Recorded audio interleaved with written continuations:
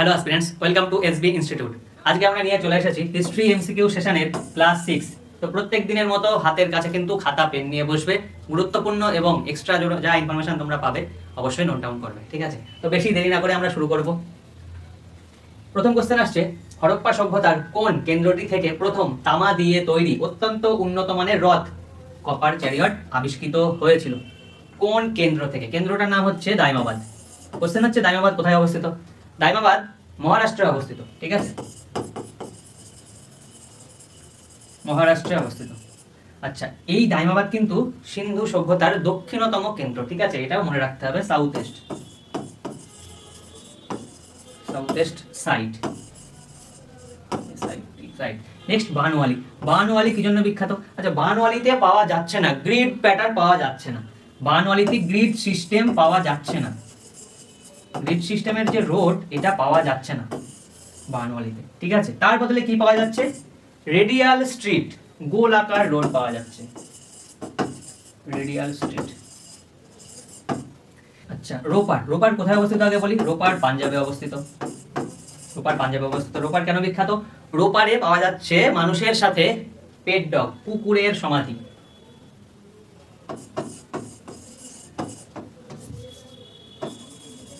Human burial, মানুষের সাথে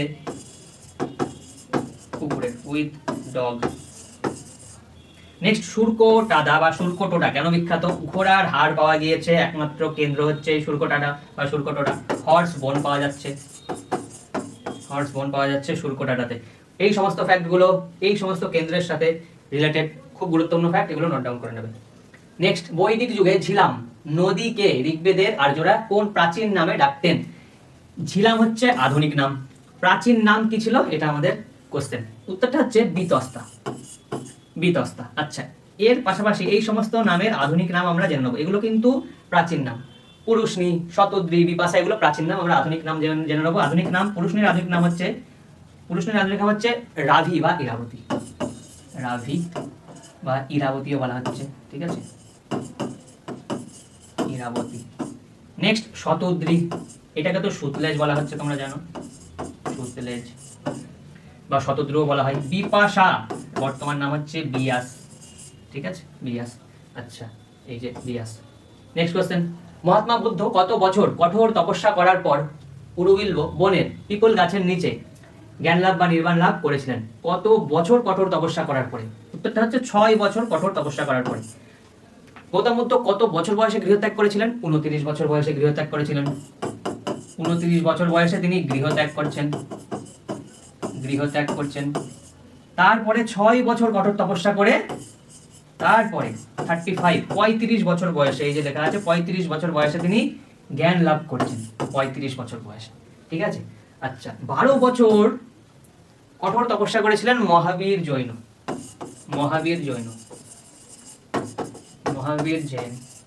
12 বছর কঠোর তপস্যা করছেন, কিন্তু গৃহত্যাগ করছেন কত বছর বয়সে?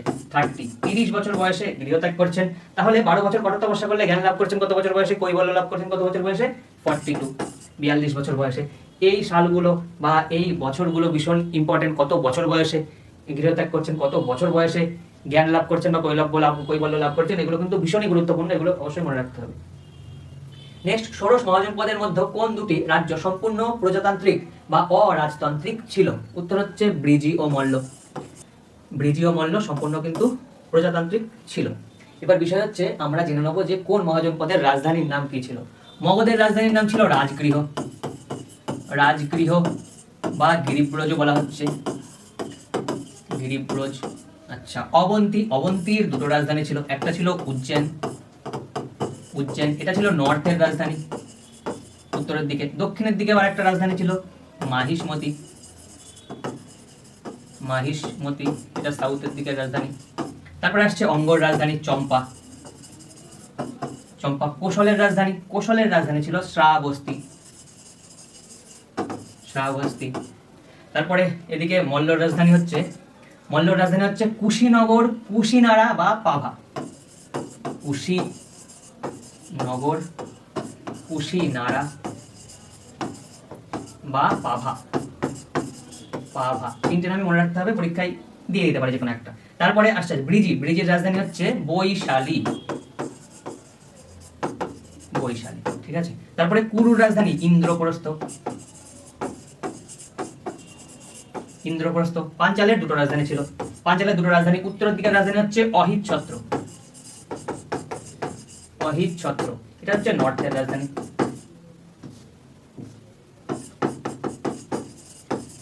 দক্ষিণের দিকের রাজধানী হচ্ছে কাম্পিল্য। কাম্পিল্য সাউথের রাজধানী। মৌর্য সম্রাট অশোকের শিলালিপিগুলো মূলত কোন লিপিতে সবচেয়ে বেশি খোদাই করা হয়েছিল? সবচেয়ে বেশি সংখ্যায় লিপি পাওয়া যাচ্ছে বা বেশি যে লিপিটা ব্যবহার করা হয়েছিল সেটা হচ্ছে ব্রাহ্মী লিপি। ব্রাহ্মী। বাদ বাকি খরষ্ট লিপিও ব্যবহার করা হয়েছিল, আরামাইক লিপি ব্যবহার করা হয়েছিল, গ্রিক লিপি ব্যবহার করা হয়েছিল। এইবার এটাও আমাদের একটু জেনে রাখা দরকার যে কোন লিপি কোন অঞ্চলে ব্যবহার করা হয়েছিল। শুনে নাও, বুঝে নাও, খুব সুন্দর মনে থাকবে। খরষ্টি লিপি, প্রথমত ব্রাহ্মী লিপির বিষয় বলে দিই। ব্রাহ্মী লিপি ভারতের যে মূল ভূখণ্ড, মেনল্যান্ড অফ ইন্ডিয়া,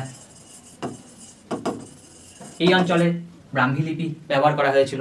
তারপরে খরষ্টি লিপি বর্তমান পাকিস্তানের যে অঞ্চল অর্থাৎ ভারতের উত্তর পশ্চিম দিকে খরষ্টি লিপি ব্যবহার করা হয়েছিল। নর্থ ওয়েস্টের দিকে, নর্থ ওয়েস্ট অফ ইন্ডিয়াতে খরষ্টি লিপি বেশি ব্যবহার হতে দেখা যাচ্ছে। আর ইউনিক বিষয় হচ্ছে খরষ্টি লিপি। খরষ্টি লিপি কিন্তু ডান দিক থেকে বাঁদিকে লেখা হতো একদম সেই সিন্ধু লিপির মতো, আর অঞ্চলটাও দেখো প্রায় সেম। তো লজিকটা বুঝতে পারছো তো যে কেন এখানে খরষ্টি লিপি বেশি ব্যবহার করা হয়েছিল। আচ্ছা, নেক্সট আরামাইক ল্যাঙ্গুয়েজ আর গ্রিক লিপি, এই দুটো লিপি আফগানিস্তান, বর্তমান যে আফগানিস্তান ওই অঞ্চলে ব্যবহার হতে দেখা গিয়েছে বেশি। বর্তমান আফগানিস্তানের দিকে অবস্থিত, ঠিক আছে।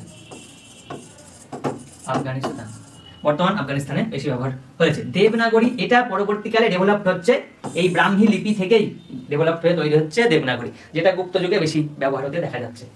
নেক্সট, চালুক্য রাজবংশের শ্রেষ্ঠ রাজা দ্বিতীয় পুলকেশীর বিখ্যাত আইহোল প্রশস্তি কে রচনা করেছিলেন? উত্তর হচ্ছে রবিকীর্তি। রবিকীর্তি রচনা করেছিলেন এই আইহোল প্রশস্তি। আচ্ছা, এর পাশাপাশি আমরা জেনে নেব এই সমস্ত ব্যক্তি কি রচনা করেছেন। বাণভট্ট লিখছেন হর্ষচরিত। হর্ষচরিত। হরিসেন, হরিসেন, হরিসেন প্রয়াগ প্রশস্তি বা এলাহাবাদ প্রশস্তি বলা হচ্ছে। এলাহাবাদ বা প্রয়াগ, এলাহাবাদ বা প্রয়াগ প্রশস্তি। তারপরে কালিদাস লিখছেন অভিজ্ঞানম শকুন্তলম। অভিজ্ঞানম শকুন্তলম। তারপরে মেঘদূতম, মেঘদূতম। তারপরে রঘুবংশম,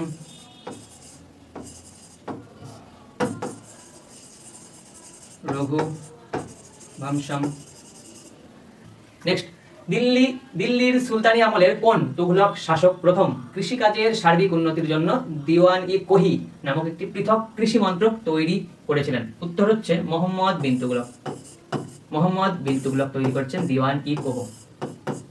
আচ্ছা, এর পাশাপাশি আমরা এই সমস্ত ব্যক্তি রিলেটেড কিছু ফ্যাক্ট জেনে নেব। যেমন কুতুবউদ্দিন আইবক বিখ্যাত, তোমরা জানো যে দাস বংশ বা মামলুক ডাইনেস্টির প্রতিষ্ঠাতা কুতুবউদ্দিন আইবক। দাস ছিলেন কার? মোহাম্মদ ঘুরির। আচ্ছা, কুতুবউদ্দিন আইবক কুতুব মিনারের প্রতিষ্ঠা শুরু করছেন, মানে কুতুব মিনার তৈরি করা শুরু করছেন। এই নিচের দিকে যে স্টেপটা না, এই স্টেপটা তিনি তৈরি করেছিলেন, কিন্তু তিনি হঠাৎ করে মারা যাচ্ছেন। কত খ্রিস্টাব্দে? 1210 এডিতে মারা যাচ্ছেন। কিভাবে? পোলো খেলতে গিয়ে। চৌহান বলা হতো, চৌহান খেলতে গিয়ে। চৌহান, চৌহান, এটাকে পোলো খেলা বলা হয় বর্তমানে। পোলো খেলতে খেলতে তিনি মারা যাচ্ছেন হঠাৎ করে 1210-এ। তার এই কাজ, অসম্পূর্ণ কাজ সম্পূর্ণ করেছেন তারই জামাতা ইলতুৎমিশ, ঠিক আছে। তো ইলতুৎমিশ কি করেছিলেন? উনি উপরের এই তিনটে স্টেপ বানিয়েছিলেন, উপরের এই তিনটে স্টেপ বানিয়েছিলেন। কিন্তু এখানে একটা ঘটনা ঘটে, এই একটু খেয়াল করে দেখলে আমরা দেখতে পাবো যে উপরের দুটো স্টেপ হোয়াইট কালার, রাইট? একটু ডিফারেন্ট। কি করে হলো? 1369-এ কোনো কোনো জায়গায় লেখা আছে যে ভূমিকম্প হয়েছিল, ভূমিকম্পের কারণে অনেকবার ভেঙেছিল। আবার বেশিরভাগ জায়গায় লেখা আছে যে 1369-এ লাইটনিং স্ট্রাইক, বজ্রপাতের কারণে উপরের অংশটা ভেঙে গিয়েছিল, অর্থাৎ ফোর্থ, এই 4 নম্বরের স্টেপটা ভেঙে গিয়েছিল। তো এটা সংস্কারের কাজ করেছিলেন ফিরোজ শাহ তুগলক। ফিরোজ শাহ তুগলক এই 4 নম্বর স্টেপটা আবার নতুন করে বানাচ্ছেন, এই জন্য কালারটা একটু ডিফারেন্ট। আর নতুন একটা স্টেপ এডিশন করে দিচ্ছেন উপরের 5 নম্বরটা। মজা গেল বিষয়টা। পরীক্ষায় অনেক সময় কোশ্চেন করে, যখন আর কি ইনডেপথ থেকে কোশ্চেন আর কি করা হয়, তখন এরকম টাইপের কোশ্চেন করে দিতে পারে। আর এর হাইটটাও জেনে রাখো, এর হাইটটা হচ্ছে 72.5 মিটার, ঠিক আছে? গুরুত্বপূর্ণ, মনে রাখতে হবে এগুলো। আচ্ছা, গিয়াসউদ্দিন বলবন কি জন্য বিখ্যাত? Giasuddin Balban blood and iron পলিসির জন্য বিখ্যাত। ব্লাড অ্যান্ড আয়রন পলিসি, রক্ত ও লৌহ নীতি বলা হয়। আচ্ছা, নেক্সট ইনি সিজদা পাইবস ইন্ট্রোডিউস করছেন। সিজদা অ্যান্ড পাইবস, সিজদা অর্থাৎ মাথা নত করে সুলতানকে সম্মান দেওয়া, আর পাইবস হচ্ছে সুলতানের পদচুম্বন করার যে প্রথা। তারপরে ইনি নওরোজ প্রথা চালু করছেন। নওরোজ প্রথা না, নওরোজ হচ্ছে একটা নিউ ইয়ার ফেস্টিভ্যাল। নওরোজ সেটা হচ্ছে পার্সিদের ফেস্টিভ্যাল, যেটা ইনি ভারতে শুরু করেছেন, গিয়াসউদ্দিন বলবান। খুব গুরুত্বপূর্ণ, এগুলো মনে রাখবেন। 1576 সালের বিখ্যাত হলদিঘাটের যুদ্ধে মুঘল সম্রাট আকবরের রাজকীয় বাহিনীর সেনাপতি কে ছিলেন? 1576 সালটা একটু ভালো করে খেয়াল রাখতে হবে। 1576 সালের হলদিঘাটের যুদ্ধে মুঘল সম্রাট আকবরের সেনাবাহিনীর সেনাপতি ছিলেন রাজা মানসিং। রাজা মানসিং। আচ্ছা, বৈরাম খাঁ ইনি কিন্তু 1556 সালে হচ্ছে second battle of Panipat. Second battle of Panipat, Panipat এই সময়ে তিনি আকবরের অভিভাবক হয়ে হিমুকে পরাজিত করেছেন। খুব গুরুত্বপূর্ণ, হিমুর এগেনস্টে যুদ্ধ হয়েছিল। ঠিক আছে, বৈরাম খাঁ ভার্সেস হিমু, হিমু বা হেমু বলা হচ্ছে। আচ্ছা, আবুল ফজল কে ইনি লিখছেন আইনি আকবরী, আইন ই আকবরী, আকবরী, রাইট। নেক্সট রাজা টোডরমল ইনি ছিলেন আকবরের ফাইন্যান্স মিনিস্টার। আকবরের ছিলেন ফাইন্যান্স মিনিস্টার, ফাইন্যান্স মিনিস্টার। ইনি চালু করেছেন 10 শালা ব্যবস্থা, 10 শালা সিস্টেম। আচ্ছা, নেক্সট 1615 সালে ইংল্যান্ডের রাজা জেমস ওয়ানের দূত হিসাবে কোন ব্রিটিশ রাজপ্রতিনিধি প্রথম মুঘল সম্রাট জাহাঙ্গীরের দরবারে বাণিজ্যের ফরমান চাইতে এসেছিলেন? 1615 সালে, 1615 সালে এসেছিলেন স্যার টমাস লো। আচ্ছা, এর আগেও একজন আসছেন, নাম হচ্ছে William Hawkins, captain William Hawkins. ইনি আসছেন 1608 সালে। খুব গুরুত্বপূর্ণ এই দুজন ব্যক্তি, যেহেতু জাহাঙ্গীরের রাজসভায় এই দুজন ব্যক্তি কিন্তু পরপর আসছেন। ঠিক আছে, 1608 সালে আসছেন স্যার টমাস লো, আসছেন 1615 সালে। জব চার্নক কে বা কি জন্য বিখ্যাত এই নামটি? এই নামটি বিখ্যাত কলকাতা নগরীর ভিত্তিপ্রস্তর স্থাপন করার জন্য। কলকাতা নগরী, আচ্ছা কলকাতা নগরী 1690 এর দিকে ইনি কলকাতা, সুতানুটি আর গোবিন্দপুর, কলকাতা, সুতানুটি আর গোবিন্দপুর, গোবিন্দপুর এই তিনটি গ্রামকে মিলিয়ে তিনি বর্তমান যে কলকাতা, এই কলকাতা শহরের ভিত্তিপ্রস্তর স্থাপন করছেন। নেক্সট রবার্ট ক্লাইভ কি জন্য বিখ্যাত বা আমরা কোথায় পাচ্ছি রবার্ট ক্লাইভকে? রবার্ট ক্লাইভকে আমরা পাচ্ছি 1757 পলাশির যুদ্ধে। ঠিক আছে, ব্যাটল অফ পলাশিতে পাচ্ছি, ব্যাটল অফ পলাশি, পলাশি। আচ্ছা, এই সময় তিনি কিন্তু ইনি বাংলার গভর্নর হচ্ছেন। ঠিক আছে, গভর্নর অফ বেঙ্গল হচ্ছেন Robert Clive, governor of Bengal, governor of Bengal, governor general of Bengal কিন্তু নয়, governor of Bengal. Okay, next এটা হচ্ছে তোমাদের জন্য কোশ্চেন। চেক করো তোমার প্রস্তুতি কেমন আছে। যদি এই তিনটে কোশ্চেনের উত্তর তোমরা দিতে পারো গুগল না করে, তাহলে জেনে নিও তোমার প্রস্তুতি খুব ভালো। শুধু প্রয়োজন একটু ভালো করে রিভিশন করার আর একটু এক্সট্রা এফর্ট লাগানোর। ঠিক আছে, তো এই তিনটে প্রশ্নের উত্তর তোমরা কমেন্টে দেবে, অবশ্যই দেবে। আচ্ছা, আর আজকের ক্লাস তো এই পর্যন্তই, তবে পরবর্তীতে আরো অনেক এরকম ক্লাস আসবে। বিশেষ করে এই এমসিকিউ সেশনগুলো তো আসতেই থাকবে। পরীক্ষার আগে এই এমসিকিউ সেশন কিন্তু ভীষণ গুরুত্বপূর্ণ এবং ভীষণ কাজে লাগবে। তো খুব ভালো করে আপাতত এই সেশনগুলো করো, পরীক্ষার আগে আরেকবার রিভিশন দিয়ে নেবে। তো আজকের ক্লাস এই পর্যন্তই, থ্যাংক ইউ।